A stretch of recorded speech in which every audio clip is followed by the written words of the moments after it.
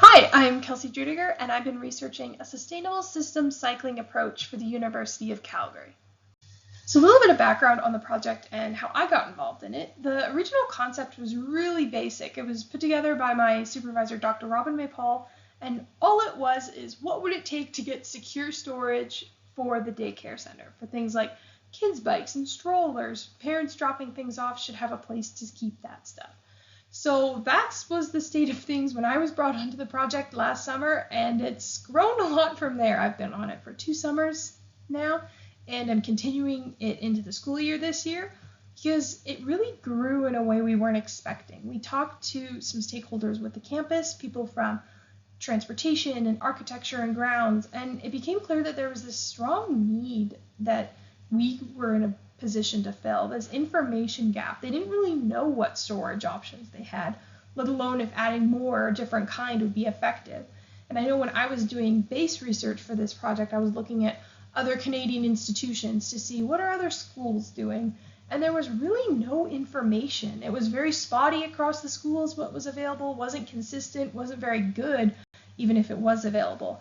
So it really became clear that there's an information gap that this project could help with and start reviewing, okay, what does it look like for a campus to have a strong biking culture? So it was really out of that preliminary research and the conversations we had had with internal stakeholders at the U of C that we determined that the real goal of this project should really be to evaluate the current state of cycling infrastructure at the U of C, to kind of give that internal and external framework and baseline data to say this is how things are currently, to then make informed choices about recommending improvements in the future. So the project, broadly speaking, breaks down into 2 main components. The first is mapping the existing biking infrastructure on campus, getting a sense of where it's located, how much is there, are there characteristics about it you'd want to know, just getting a baseline overview of the current system. The second component builds off of that and tries to answer the question, how effective is the current system? So that's looking at usage rate data for the bike racks on the main campus. So in terms of mapping existing infrastructure, as of the end of summer 2025, that has been completed for all of the U of C campuses. All of the data collected includes written notes, pictures, and everything's consolidated into one central database and then produced into a complete map, which you can see on the left here. This shows the main campus, Research Park, McMahon Stadium, and Foothills campus. But Spy Hill campus and downtown campus were also completed during this part of the project. So then moving into the second part of the project, it's really getting at how effective is that existing infrastructure. So the usage rate data collection used a crowdsourced data collection model with cards placed at 75 unique bike rack locations on the main campus, which are all of the non-resident bike rack locations. They were cards just like in the picture, so anyone walking by could just scan them and then submit a count of how many bikes there are.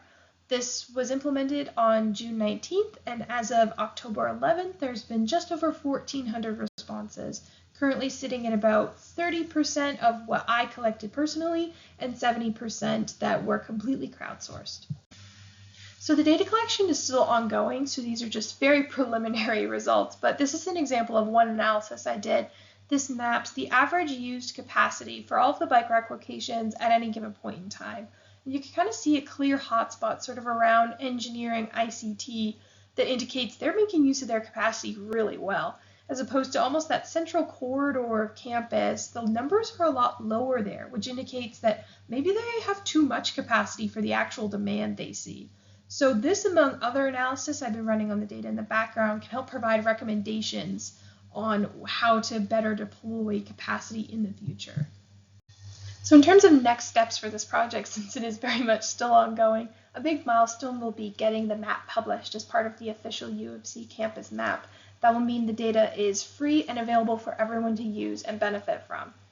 And then more on the second stage of the project, continuing to let that data collection system run for at least a full year, so we have a good baseline data set to make recommendations off of, and we can see how things change versus the spring-summer terms versus the fall or the winter terms.